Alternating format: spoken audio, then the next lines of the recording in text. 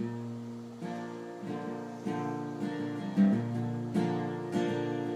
said, Grandpa, what's this picture here? It's in black and white, and it ain't clear that you there. He said, yeah, I was 11.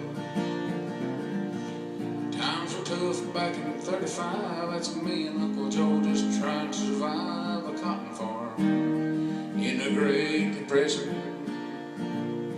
Well, it looks like we were scared to death, like a couple of kids just trying to save each other.